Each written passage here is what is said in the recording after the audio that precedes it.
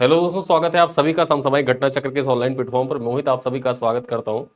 हम लोग स्टार्ट कर रहे हैं एक नई सीरीज, जैसा कि हम लोगों ने वादा किया था आपसे।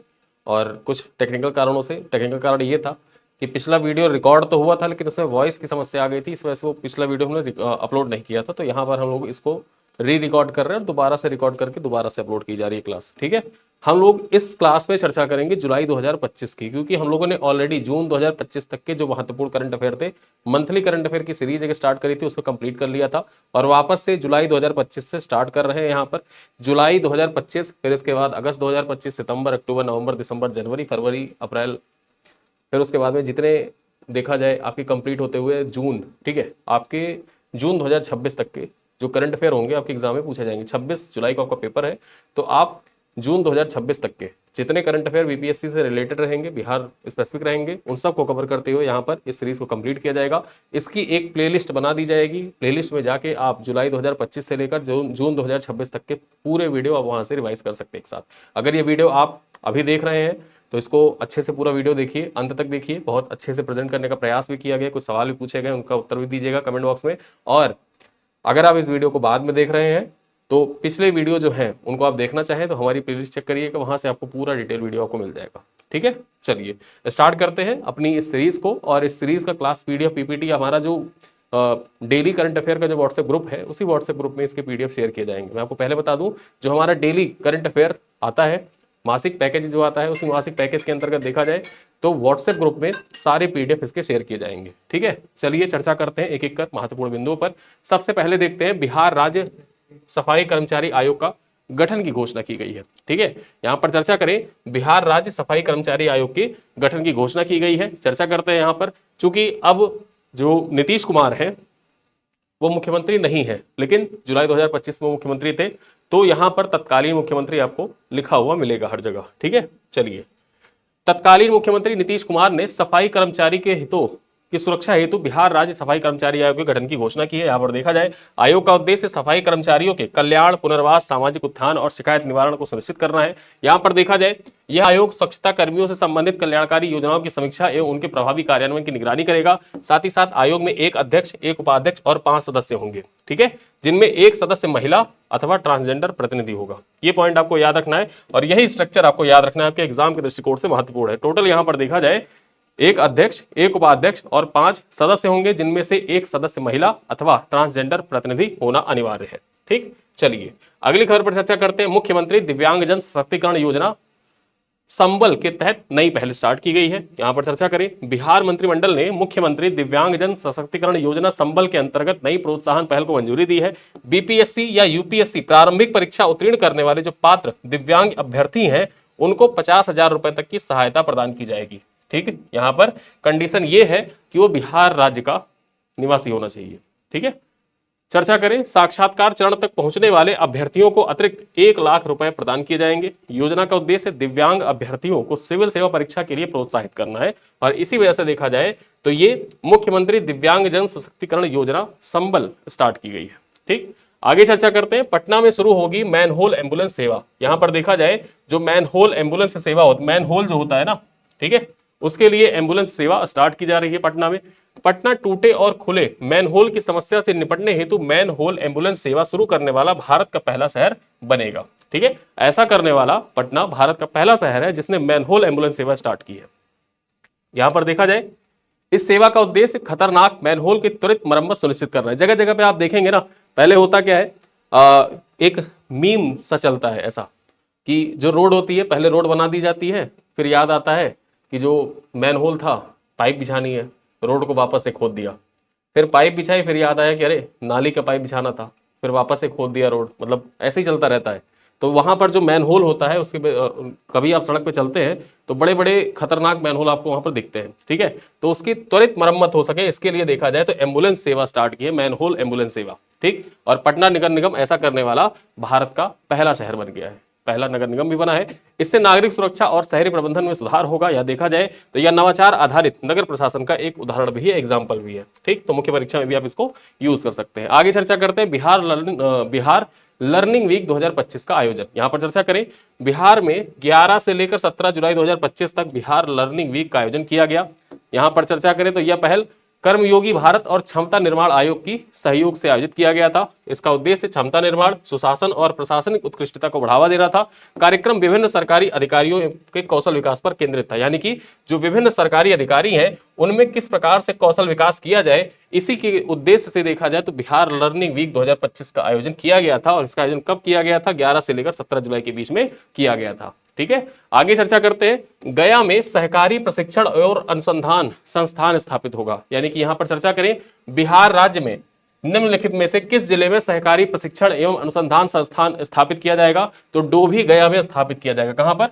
डोभी गया में स्थापित किया जाएगा। यहां पर पिक्टोरियल फॉर्मेट में चीजें इसलिए रखी गई हैं ताकि चीजों को आप आसानी से रिकॉल कर सके, आसानी से आपको याद हो सके। ठीक, वीडियो पसंद आएगा तो दोस्तों के साथ साझा जरूर करिएगा। गया जिले के डोभी में सरकारी प्रशिक्षण और अनुसंधान संस्थान तथा सहकारी महाविद्यालय स्थापित किया जाएगा। यहां पर देखें, इसके लिए 10.31 एकड़ भूमि सहकारिता विभाग के द्वारा आवंटित की गई है। देखा जाए तो यह संस्थान सहकारी क्षेत्र में प्रशिक्षण और अनुसंधान को बढ़ावा देगा। इससे सहकारी संस्थाओं की क्षमता और दक्षता में वृद्धि होगी। ठीक है, तो आपको याद रखना है कि बिहार के किस जिले में सहकारी प्रशिक्षण और अनुसंधान संस्थान स्थापित होगा? तो ये गया में स्थापित किया जाएगा। ठीक, आगे चर्चा करते हैं। बुद्ध सम्यक दर्शन संग्रहालय स्मारक स्तूप के बारे में चर्चा करें। यहां पर देखा जाए 29 जुलाई 2025 को वैशाली में बुद्ध सम्यक दर्शन संग्रहालय स्मारक स्तूप का उद्घाटन किया गया। ठीक है, ये आपको याद रखना है कि जो बुद्ध सम्यक दर्शन संग्रहालय स्मारक स्तूप का उद्घाटन कहां पर किया गया? 4 ऑप्शन दे देगा। पटना, गया, फिर उसके बाद वैशाली, एक ऑप्शन दे दिया श्रावस्ती। अब आपको बताना होगा कि जो बुद्ध सम्यक दर्शन संग्रहालय स्मारक स्तूप है, इसका उद्घाटन कहां पर किया गया है? तो ये उद्घाटन किया गया वैशाली में। ठीक है, वैशाली में। चलिए देखते हैं। 72 एकड़ क्षेत्र में फैला यह परिसर का निर्माण 550.48 करोड़ रुपए की लागत से किया गया है और इसमें ध्यान केंद्र, संग्रहालय, पुस्तकालय और 500 किलोवाट के सौर ऊर्जा संयंत्र भी सम्मिलित है। यहां पर देखें तो 1958 से लेकर 62 में उत्खनन भगवान बुद्ध की पवित्र अस्थि कलश को इस स्मारक में का केंद्र बिंदु बनाया गया है। यहां पर देखें 15 बौद्ध देशों के भिक्षुओं की उपस्थिति में उद्घाटित यह स्मारक वैशाली को वैश्विक बौद्ध पर्यटन मानचित्र पर स्थापित करने में सहायक होगा। आगे चर्चा करते हैं। बिहार शरीफ में एकीकृत कमान और नियंत्रण केंद्र का निर्माण किया जाएगा। ठीक है, एकीकृत कमान और नियंत्रण केंद्र की स्थापना कहां पर होगी? बिहार शरीफ में होगी। चर्चा करते हैं। Bihar Sharif smart city limited ने 102.94 करोड़ रुपए की लागत से एकीकृत कमान और कंट्रोल सेंटर, ठीक है, ICCC का निर्माण कराया है। यहां पर चर्चा करें। यह केंद्र स्मार्ट सिटी परियोजना की निगरानी और प्रबंधन में सहायता करेगा। इससे शहरी सेवाओं और दक्षता में सुधार, जो दक्षता है तथा सुरक्षा व्यवस्था में सुधार होगा। यहां पर बात करें बिहार शरीफ के स्मार्ट शहरी विकास की दिशा में एक महत्वपूर्ण कदम है। यह बिहार शरीफ के स्मार्ट शहरी विकास की दिशा में एक महत्वपूर्ण कदम माना जा रहा है। आगे चर्चा करते हैं। पटना को मिला 3 स्टार कचरा मुक्त शहर का दर्जा। ठीक है, जो स्वच्छता सर्वेक्षण 2024 आया था उसमें देखा जाए जुलाई 2025 में जारी किया गया था स्वच्छता सर्वेक्षण 2024, और उसमें जो पटना शहर है, पटना शहर को 3 स्टार सिटी का दर्जा मिला था। 3 स्टार शहर बताया गया था, कचरा मुक्त शहर का इसको दर्जा दिया गया था। देखते हैं। स्वच्छ सर्वेक्षण 2024 में पटना को कचरा मुक्त शहर श्रेणी में 3 स्टार रेटिंग प्राप्त हुई है। पटना को बिहार का सबसे स्वच्छ शहर भी घोषित किया गया है, यानी कि जो स्वच्छ सर्वेक्षण 2024 था उसके अनुसार बिहार का सबसे स्वच्छ शहर कौन सा है? पटना है। पटना को सबसे स्वच्छ शहर बताया गया है। ठीक है, ये लगातार दूसरा वर्ष है जब पटना नगर निगम को राष्ट्रीय स्वच्छता पुरस्कार प्रदान किया जाएगा। यहां पर देखा जाए तो यह उपलब्धि शहरी स्वच्छता प्रबंधन में सुधार को दर्शाती है। ठीक है, आगे चर्चा करते हैं। बिहार की अंडर 18 पुरुष रग्बी टीम बनी राष्ट्रीय चैंपियन। जो बिहार की पुरुष 18 रग्बी टीम थी, ये चैंपियन बन गई है। यहां पर चर्चा करें। बिहार के अंडर 18 पुरुष रग्बी टीम ने 13 जुलाई 2025 को देहरादून में आयोजित 10वीं junior national rugby 7S championship में खिताब जीता है। फाइनल मुकाबले में बिहार ने गत चैंपियन उड़ीसा को 17-15 से पराजित किया। यानी कि यहां पर बात करें जो आयोजन था ये कहां पर किया गया था? 10वीं junior national rugby 7S championship का। तो ये देहरादून उत्तराखंड में इसका आयोजन किया गया था। कब से कब तक? तो 10 से 13 जुलाई के बीच में हुआ था। किसने जीता है? बिहार ने जीता है। किसको हराया है? तो उड़ीसा को हराया है।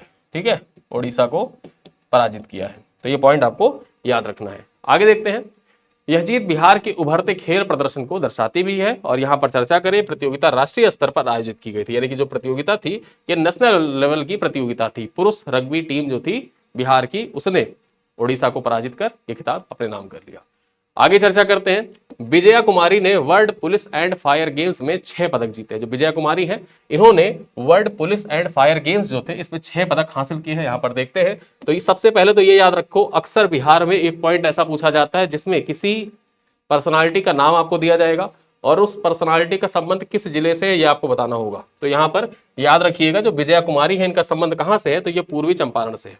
ठीक, पूर्वी चंपारण की विजया कुमारी ने अमेरिका में आयोजित world police and fire games में 6 पदक जीते हैं। उन्होंने अंतरराष्ट्रीय मंच पर भारत और बिहार का गौरव बढ़ाया है। यह प्रतियोगिता पुलिस और अग्निशमन कर्मियों के लिए आयोजित वैश्विक खेल आयोजन है। ठीक है, यानी कि जो ये world police and fire games होता है ये वैश्विक आयोजन है पुलिस एवं अग्निशमन कर्मियों के लिए। ठीक है, यहाँ पर चर्चा करें, उनकी उपलब्धि खेल क्षेत्र में महिलाओं की बढ़ती भागीदारी को प्रदर्शित भी करता है। तो आपको याद रखना है कि 6 पदक जीता है और कहां से संबंध है इनका, किस जिले से संबंधित है ये, तो पूर्वी चंपारण से संबंधित है विजया कुमारी। चलिए आगे देखते हैं, बिहार के स्वीप आइकॉन, ठीक है, बिहार के स्वीप आइकॉन नियुक्त किए गए नीतू चंद्रा और क्रांति प्रकाश झा। यहाँ पर जो क्रांति प्रकाश झा है और नीतू चंद्रा है, इनको देखा जाए भारत निर्वाचन आयोग इलेक्शन कमीशन ऑफ इंडिया के द्वारा 16 जुलाई 2025 को अभिनेत्री नीतू चंद्रा और अभिनेता क्रांति प्रकाश झा को बिहार का स्वीप आइकॉन नियुक्त किया गया। स्वीप आइकॉन का मतलब क्या है कि जो जैसे वोटिंग होता है, एम्बेसडर एक तरीके से आप समझ सकते हैं कि वोटिंग के लिए प्रेरित करने के लिए इनको ब्रांड एम्बेसडर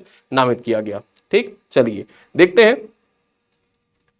स्वीप का पूर्ण रूप सुव्यवस्थित मतदाता शिक्षा एवं निर्वाचक सहभागिता है। ठीक है, यहां पर चर्चा करें, यह निर्वाचन आयोग का प्रमुख कार्यक्रम है जिसका उद्देश्य मतदाता जागरूकता, मतदाता शिक्षा, चुनावी प्रक्रिया में सूचित भागीदारी को बढ़ावा देना है। इससे पहले वर्ष 2023 में लोक गायिका मैथिली ठाकुर को बिहार का स्वीप आइकॉन नियुक्त किया गया था।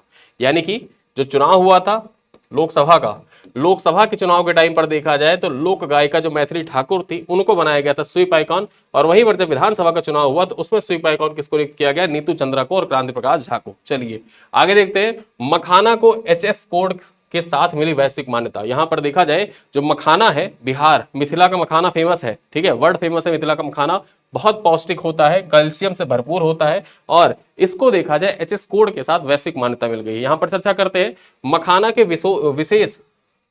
को विशेष हार्मोनाइज्ड सिस्टम कोड प्रदान किया गया है जिससे इसे अंतरराष्ट्रीय व्यापार में अलग वैश्विक पहचान प्राप्त हुई है। यह पहल देखा जाए, इस पहल से निर्यात प्रक्रिया, सीमा शुल्क निकासी, विपणन और आपूर्ति श्रृंखला को मजबूती मिलेगी और किसानों को निर्यात प्रोत्साहन का लाभ भी प्राप्त होगा। देखा जाए तो बिहार देश के कुल मखाना उत्पादन का लगभग 85% योगदान देता है तथा वर्ष 2022 में मिथिला मखाना को भौगोलिक संकेतक प्राप्त हुआ था।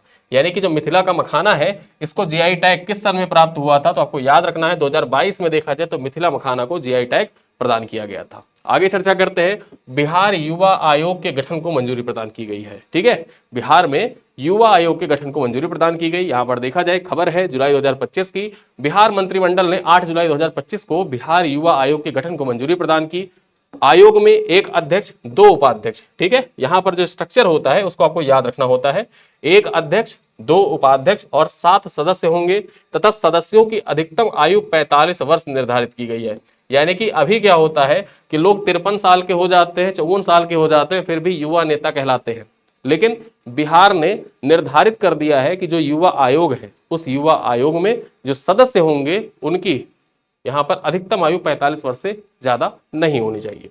चर्चा करें तो इसका उद्देश्य, ठीक है, इसका उद्देश्य शिक्षा, रोजगार, कौशल विकास और युवा कल्याण संबंधी विषयों पर सरकार को परामर्श देना है। आयोग निजी क्षेत्र में रोजगार बढ़ाने, प्रवासी श्रमिकों तथा छात्रों के हित की रक्षा तथा नशा मुक्ति जागरूकता कार्यक्रम को बढ़ावा देगा। ठीक है, आगे चर्चा करें, सरकारी नौकरियों में महिलाओं को 35% आरक्षण देने की घोषणा बिहार सरकार के द्वारा की गई है।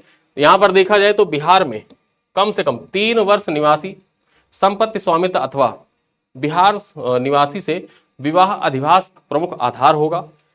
बिहार में वर्ष 2016 से महिलाओं को 35% आरक्षण लागू है तथा पंचायतों में 50% आरक्षण सहित कई महिला सशक्तिकरण पहल को संचालित किया जा रहा है। ठीक है, और बिहार मंत्रिमंडल ने देखा जाए तो 8 जुलाई 2025 को राज्य सरकार की नौकरियों में महिलाओं को 35% आरक्षण देने की मंजूरी प्रदान की। ठीक, यहाँ पर जो BPSC परीक्षा हो रही थी लास्ट बीपीएससी परीक्षा जो 71वीं हुई थी, उसी दौरान देखा जाए ये फैसला आ गया था 8 जुलाई 2025 को कि महिला आरक्षण जो कानून है ये लागू हो जाएगा। और उसके बाद हुआ क्या कि जो अदर स्टेट यानी कि जो उत्तर प्रदेश की महिलाएं थी, उनको पहले क्या होता था कि पहले वो महिला कैटेगरी में ही क्वालिफाई करती थी, लेकिन जब यहाँ पर 35% आरक्षण मिलना स्टार्ट हो गया तो अदर स्टेट की महिलाओं को जनरल कैटेगरी में काउंट करना शुरू कर दिया गया। ठीक है, तो यहाँ पर आरक्षण से बाहर कर दिया गया। आगे चर्चा करते हैं। इस आरक्षण का लाभ केवल बिहार की अधिवासी महिलाओं को मिलेगा तथा अधिवास को अनिवार्य शर्त बनाया गया है। अधिवास को अनिवार्य शर्त बनाया गया है और अनिवार्य शर्तों में क्या क्या है कि बिहार में कम से कम 3 वर्ष निवास, संपत्ति स्वामित्व अथवा बिहार निवासी से विवाह अधिवास का प्रमुख आधार होगा। चलिए आगे चर्चा करते हैं। बिहार पत्रकार सम्मान पेंशन योजना में वृद्धि की गई है। ठीक है, जो बिहार पत्रकार सम्मान पेंशन योजना थी, इसमें 26 जुलाई 2025 को तत्कालीन मुख्यमंत्री नीतीश कुमार ने बिहार पत्रकार सम्मान पेंशन योजना के अंतर्गत मासिक पेंशन जो 6,000 था, इसको बढ़ाकर कितना कर दिया, इसको बढ़ाकर 15,000 करने की घोषणा की है। ठीक है, पत्रकार के मृत्यु होने पर आश्रित पति पत्नी को अब 10,000 प्रतिमाह आजीवन पेंशन मिलेगी, जो पहले 3,000 थी। ठीक है, यानी कि पहले 3,000 था, उसको बढ़ाकर कितना कर दिया, 10,000 कर दिया और आजीवन पेंशन मिलता रहेगा। चलिए देखते हैं। यह योजना वर्ष 2019 में प्रारंभ की गई थी। जो बिहार पत्रकार सम्मान पेंशन योजना है, इसकी शुरुआत कब की गई थी, तो इसकी शुरुआत 2019 में की गई थी। यहां पर देखें, जिला अथवा राज्य स्तर पर न्यूनतम 20 वर्ष के अनुभव रखने वाले मान्यता प्राप्त पत्रकार को ही इस योजना का पात्र माना जाएगा। यानी कि जिला अथवा राज्य स्तर पर न्यूनतम 20 वर्ष का अनुभव होना चाहिए पत्रकार को। ठीक है, वही इस योजना का पात्र माना जाएगा और उसको देखा जाए जो पेंशन मिलेगी। ठीक है, यहां पर पेंशन जो मिलेगी, पहले 6,000 मिलती है, उसको बढ़ा के 15,000 और जो मृतक है उनको देखा जाए, मृतक आश्रित है, उनको 10,000 रुपए मिलेगी, पहले जो 3,000 थी। चलिए आगे चर्चा करते हैं। यहाँ पर देखा जाए पाटलिपुत्र में वंदे भारत मेंटेनेंस डिपो का शिलान्यास किया गया। यहाँ पर देखा जाए पाटलिपुत्र में बनने वाला यह भारत का दूसरा समर्पित वंदे भारत मेंटेनेंस डिपो होगा। यहाँ पर देखें, वंदे भारत ट्रेनों के लिए पहला समर्पित मेंटेनेंस डिपो भगत की कोठी जोधपुर राजस्थान में स्थित है और देश भर में ऐसे 13 डिपो स्थापित करने की योजना भी है। ठीक है, और प्रधानमंत्री नरेंद्र मोदी के द्वारा 19 जुलाई 2025 को मोतिहारी के गांधी मैदान में आयोजित कार्यक्रम के दौरान पाटलिपुत्र स्थित वंदे भारत कोचिंग कॉम्प्लेक्स का शिलान्यास किया गया था। ठीक, 19 जुलाई 2025 को यहां पर चर्चा करें, वंदे भारत कोचिंग कॉम्प्लेक्स पाटलिपुत्र का शिलान्यास किया गया था। और ये याद रखिए, पाटलिपुत्र में बनने वाला भारत का दूसरा समर्पित वंदे भारत मेंटेनेंस डिपो है। इसके पहले देखा जाए जो पहला था वो कहां पर बना था, ये भगत की कोठी में बना था। चलिए आगे देखते हैं। 10वीं जूनियर राष्ट्रीय रग्बी चैंपियनशिप में बिहार बना चैंपियन। यहां पर बात करते हैं, देहरादून में आयोजित 10वीं जूनियर राष्ट्रीय रग्बी चैंपियनशिप महिलाओं की जो खिताब था वो भी बिहार ने जीत लिया है। चर्चा करें तो फाइनल मुकाबले में बिहार ने उड़ीसा को 14-5 से पराजित किया। ठीक, देखा जाए तो बिहार ने पहले हाफ 14-0 से निर्णायक बढ़त बना ली थी और प्रतियोगिता में 27 राज्यों तथा केंद्र शासित प्रदेशों की टीमों ने पार्टिसिपेट किया था। ठीक है, तो याद रखिएगा, जो बिहार है, बिहार ने किसको पराजित किया रग्बी में, बिहार ने उड़ीसा को पराजित किया। आयोजन कहां पर हुआ था, देहरादून में आयोजित किया गया था। आगे देखते हैं, मां जानकी मंदिर निर्माण हेतु 9 सदस्यीय ट्रस्ट का गठन की घोषणा की गई है। यहां पर चर्चा करें, बिहार सरकार ने मां जानकी यानी कि देवी सीता को समर्पित भव्य मंदिर निर्माण के लिए 9 सदस्यीय ट्रस्ट गठन की अधिसूचना जारी की जुलाई 2025 में। यह मंदिर सीतामढ़ी जिले के पुनौरा धाम में बनाया जाएगा, जिसे मां जानकी की जन्मस्थली माना जाता है। यानी कि जो पुनौरा धाम है, इसको मां जानकी का जन्मस्थली माना जाता है और राम जन्मभूमि बनने के बाद में यह सीता जन्मभूमि बनने जा रही है, पुनौरा धाम सीतामढ़ी बिहार में। ठीक है, देखते हैं। मंदिर का निर्माण अयोध्या राम जन्मभूमि मंदिर के तर्ज पर किया जाएगा। इसका उद्देश्य श्रद्धालुओं के लिए एक भव्य धार्मिक तथा आध्यात्मिक केंद्र का विकास करना है। आगे चर्चा करें, समस्तीपुर में स्थापित होगा अंतरराष्ट्रीय गन्ना अनुसंधान केंद्र। यहां पर देखा जाए बिहार के किस जिले में स्थापित किया जाएगा अंतरराष्ट्रीय गन्ना अनुसंधान केंद्र, तो यह समस्तीपुर में स्थापित किया जाएगा। देखें यहां पर खबर क्या है, बिहार के समस्तीपुर पूसा में भारत का पहला और विश्व का 5वां अंतरराष्ट्रीय गन्ना अनुसंधान केंद्र स्थापित किया जाएगा। यहां पर चर्चा करें, समस्तीपुर को गन्ना अनुसंधान हेतु उत्कृष्टता केंद्र के रूप में विकसित किया जाएगा। देखा जाए तो दक्षिण अफ्रीका, चीन, तंजानिया और बांग्लादेश के बाद यह विश्व का 5वां ऐसा केंद्र होगा, यानी कि विश्व का 5वां होगा केंद्र जो गन्ना अनुसंधान को समर्पित होगा और ये भारत में स्थापित किया जाएगा। इससे पहले जो 4 है वो दक्षिण अफ्रीका, चीन, तंजानिया और बांग्लादेश में अवस्थित है। इससे किसानों को उन्नत तकनीकी, गुणवत्तापूर्ण बीज और नवीनतम अनुसंधान सुविधाओं का लाभ मिलेगा। आगे चर्चा करें, बिहार को मत्स्य पालन क्षेत्र में उत्कृष्ट उपलब्धियों के लिए कृषि नेतृत्व पुरस्कार 2025 से सम्मानित किया गया है। ठीक है, यहां पर देखा जाए मत्स्य पालन में उत्कृष्ट प्रदर्शन हेतु बिहार को कृषि नेतृत्व पुरस्कार 2025 प्रदान किया गया था। यह पुरस्कार नई दिल्ली में आयोजित समारोह में डॉक्टर एन विजयलक्ष्मी ने प्राप्त किया। ठीक है, किसने? डॉक्टर एन विजयलक्ष्मी ने प्राप्त किया है। चर्चा करें, राज्य वर्ष 2024-25 में मछली उत्पादन लक्ष्य 101% हासिल कर आत्मनिर्भर बन चुका है। यानी कि जो टारगेट था उस टारगेट का 101% लक्ष्य बिहार राज्य ने प्राप्त किया। चर्चा करें तो बिहार आर्थिक सर्वेक्षण 2024-25 के अनुसार मधुबनी राज्य बिहार का सर्वाधिक मछली उत्पादन करने वाला जिला है। ठीक है, यानी कि मधुबनी जो है, मधुबनी राज्य का सर्वाधिक जिला, जो सर्वाधिक मछली है उसका उत्पादन करने वाला जिला बना है। तो ये सवाल आपसे परीक्षा में डायरेक्टली पूछा जा सकता है कि बिहार में सर्वाधिक मछली उत्पादक जिला कौन सा है? मधुबनी है। चलिए, अब कुछ प्रश्न है, इन प्रश्नों का उत्तर आप कमेंट बॉक्स में दीजिएगा। पहला प्रश्न क्या है? बिहार के प्रथम मुख्यमंत्री कौन थे? स्टैटिक जीके का सवाल है और ऐसे सवाल बीपीएससी के आपके पीवाईक्यू में आए हुए हैं और यहां पर देखा जाए उन्हीं पीवाईक्यू को उठा के आपसे सवाल पूछे गए हैं। ठीक, बिहार के प्रथम मुख्यमंत्री कौन थे? डॉक्टर श्री कृष्ण सिंह, अनुग्रह नारायण सिंह, कृष्ण वल्लभ सहाय या बिंदेश्वरी दुबे। ठीक है। क्वेश्चन नंबर 2 है, बिहार की प्रथम महिला मुख्यमंत्री कौन थी? मीरा कुमार, राबड़ी देवी, सुमित्रा देवी या उषा सिन्हा। क्वेश्चन नंबर 3 है, बिहार के प्रथम राज्यपाल कौन थे? जयाराम दास दौलतराम, आर दिवाकर, जाकिर हुसैन या AR किदवई। और चौथा सवाल है, बिहार के प्रथम भारतीय मुख्य न्यायाधीश कौन थे? बिहार के प्रथम भारतीय मुख्य न्यायाधीश कौन थे? BP सिंह, सैयद फजल अली, कमला सहाय या LPN शाहदेव। ठीक है, तो ये सवाल है 4। इन 4 सवालों का उत्तर आप कमेंट बॉक्स में दीजिएगा। वीडियो कैसा लगा आप लोग कमेंट बॉक्स में जरूर बताइएगा और ऐसे ही वीडियो के लिए, बिहार स्पेसिफिक वीडियो के लिए लगातार आप हमारे चैनल से जुड़े रहिए। वीडियो पसंद आए तो अपने दोस्तों के साथ साझा करिएगा। इस वीडियो की क्लास PDF और PPT आपको व्हाट्सएप ग्रुप में शेयर कर दी जाएगी। ठीक है, और लगे रहिए, तैयारी करते रहिए। बीपीएससी के लिए हमारी टेस्ट सीरीज भी संचालित की जा रही है। इस टेस्ट सीरीज को आप ज्वाइन भी कर सकते हैं, ऑनलाइन ऑफलाइन दोनों मोड में है। जो प्रयागराज में है वो ऑफलाइन आकर टेस्ट दे सकते हैं और जो बिहार के किसी अन्य जिले से हैं या उत्तर प्रदेश के किसी अन्य जिले से बीपीएससी की तैयारी कर रहे हैं वो भी इस टेस्ट सीरीज को परचेज कर सकते हैं, ऑनलाइन भी परचेज कर सकते हैं और हार्ड कॉपी भी आप अपने घर पे मंगा सकते हैं हमारी वेबसाइट के जरिए। ठीक है, तो आप वेबसाइट विजिट करिएगा, जो ऑनलाइन टेस्ट का सेक्शन है वहां पर बीपीएससी टेस्ट सीरीज लगी हुई है, सयास यूपीएससी टेस्ट सीरीज, उसको आप ज्वाइन कर सकते हैं। साथ ही साथ सूचना ये है कि इस वीडियो की क्लास PDF PPT आपको हमारे जो डेली करंट अफेयर का व्हाट्सएप ग्रुप बना हुआ है उस व्हाट्सएप ग्रुप में शेयर कर दी जाएगी। प्रतिदिन शाम को 7:30 बजे जब ये वीडियो जब भी आएगी उसी दिन शाम को 7:30 बजे के बाद PDF आपके व्हाट्सएप ग्रुप में शेयर कर दी जाएगी। ठीक है, तो इन्हीं सब बातों के साथ इस वीडियो को करते हैं समाप्त। मिलते हैं अगली क्लास में, तब तक के लिए धन्यवाद।